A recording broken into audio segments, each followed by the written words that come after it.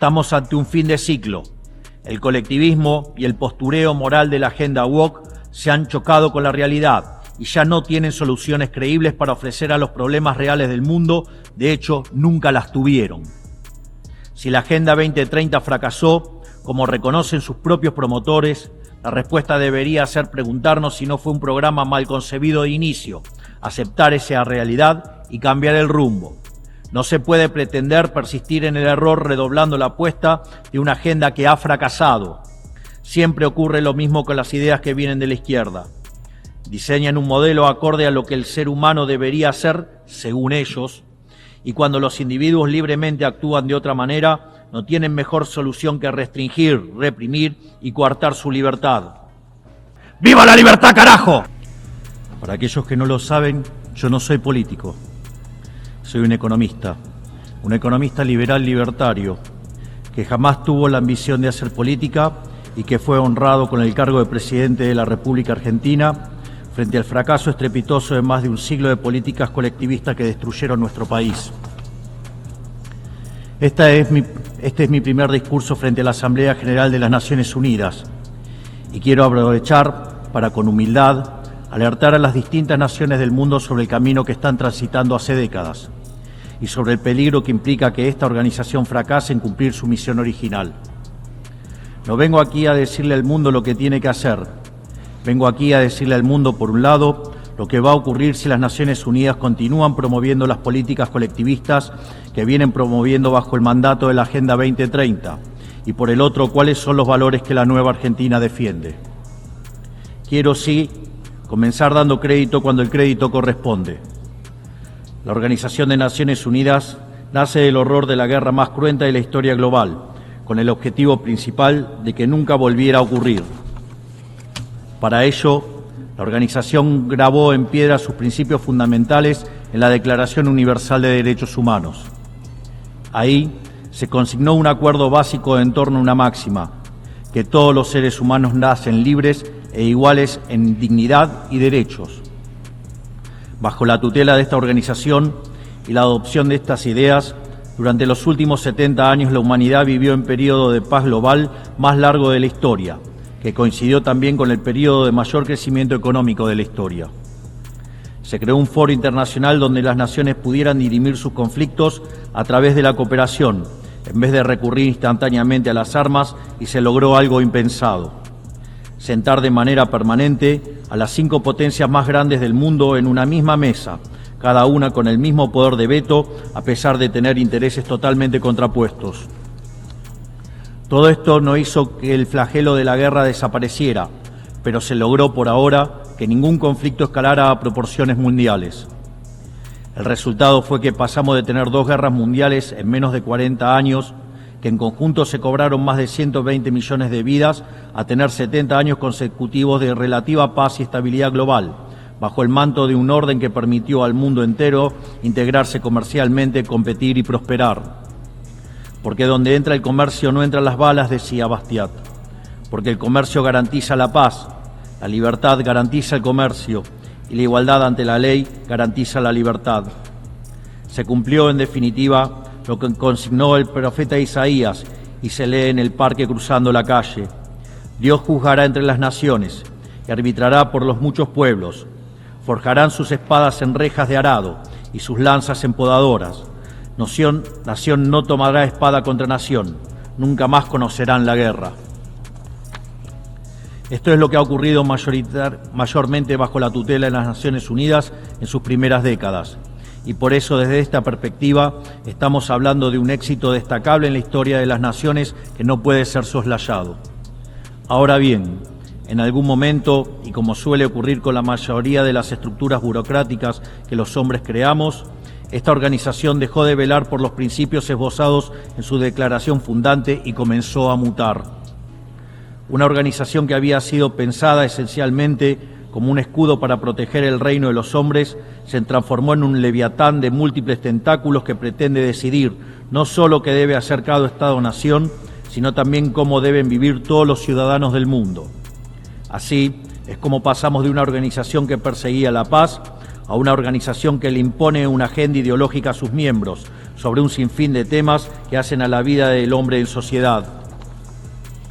El modelo de Naciones Unidas que había sido exitoso, cuyo origen podemos rastrear en las ideas del presidente Wilson, que hablaba de la sociedad de paz sin victoria y que se fundaba en la cooperación de los Estados-nación, ha sido abandonado.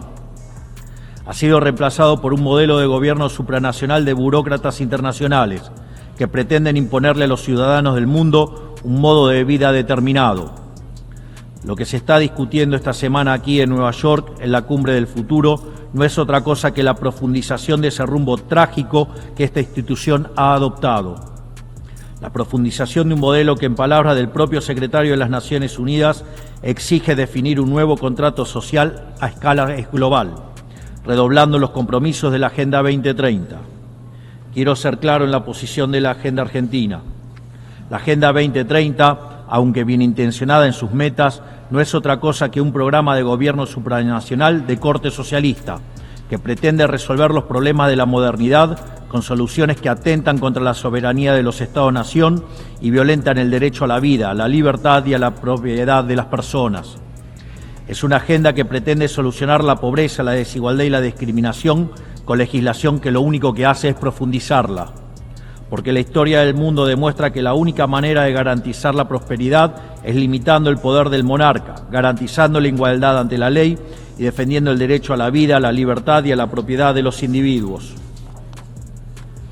Ha sido precisamente la adopción de esa agenda que obedece a intereses privilegiados y el abandono de los principios esbozados en la Declaración Universal de Derechos Humanos de las Naciones Unidas lo que tergiversó el rol de esta institución y la puso en una senda equivocada.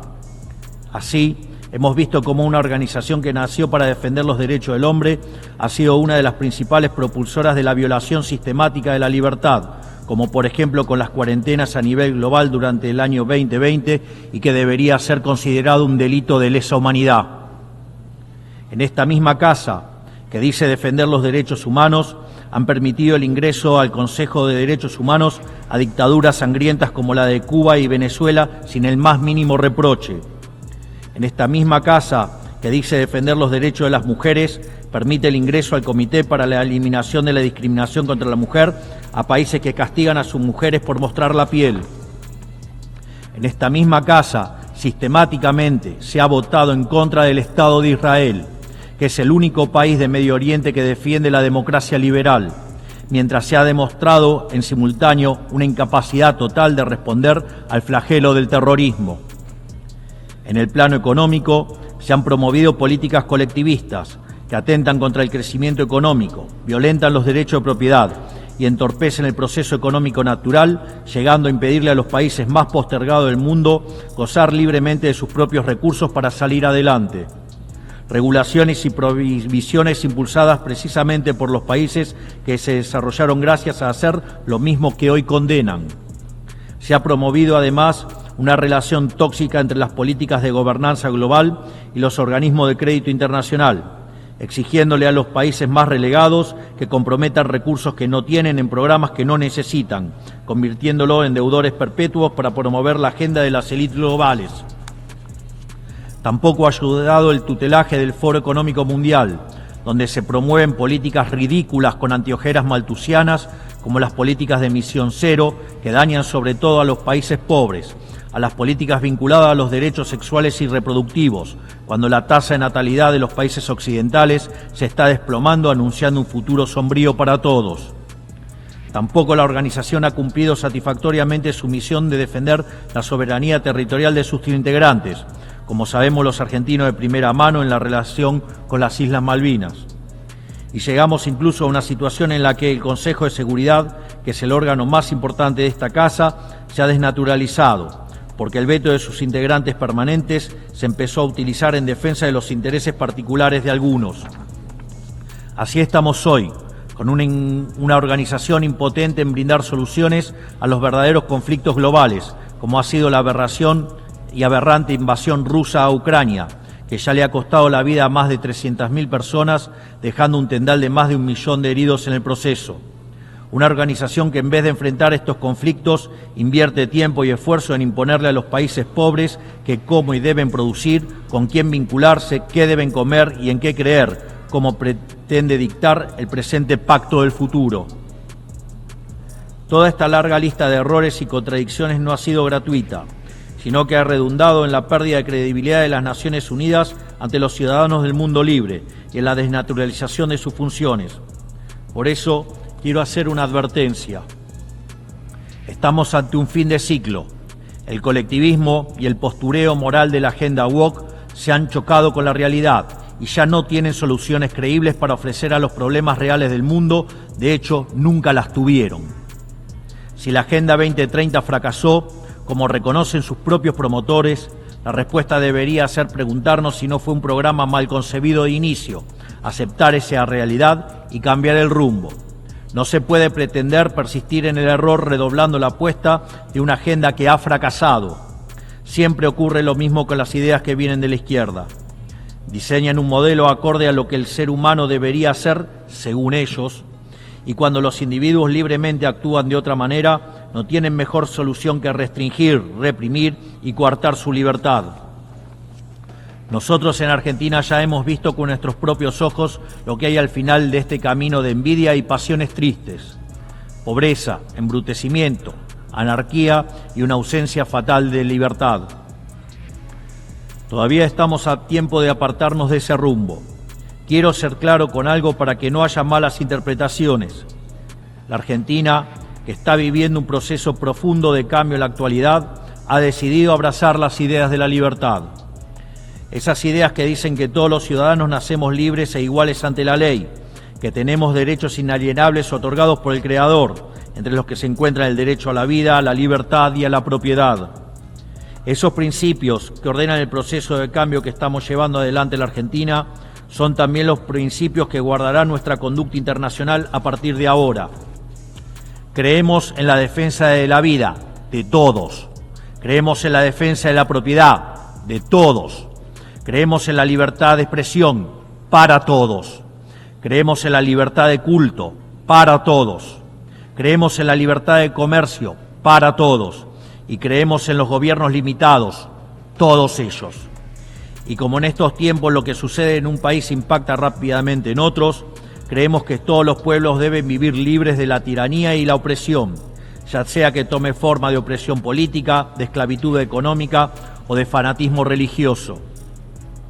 Esa idea fundamental no debe quedarse en meras palabras, tiene que ser apoyada en los hechos, diplomáticamente, económicamente y materialmente, a través de la fuerza conjunta de todos los países que defendemos la libertad. Esta doctrina de la nueva Argentina no es más ni menos que la verdadera esencia de la Organización de las Naciones Unidas, es decir, la cooperación de Naciones Unidas en defensa de la libertad. Si las Naciones Unidas deciden retomar los principios que le dieron vida y volver a adaptar el rol para la que fue concebida, cuente con el apoyo inclaudicable de la Argentina en la lucha por la libertad. Sepa también que la Argentina no acompañará ninguna política que implique la restricción de las libertades individuales, del comercio ni la violación de los derechos naturales de los individuos. No importa quién la promueva ni cuánto consenso tenga esa institución. Por esta razón, queremos expresar oficialmente nuestro disenso sobre el Pacto del Futuro firmado el día domingo e invitamos a todas las naciones del mundo libre a que nos acompañen, no solo en el disenso de este pacto, sino en la creación de una nueva agenda para esta noble institución, la Agenda de la Libertad. A partir de este día, sepan que la República Argentina va a abandonar la posición de neutralidad histórica que nos caracterizó y va a estar a la vanguardia de la lucha en defensa de la libertad. Porque, como decía Thomas Paine, aquellos que desean cosechar las bendiciones de la libertad deben como hombres soportar la fatiga de defenderla. Que Dios bendiga a los argentinos y a todos los ciudadanos del mundo y que las fuerzas del cielo nos acompañen. ¡Viva la libertad, carajo! Muchas gracias.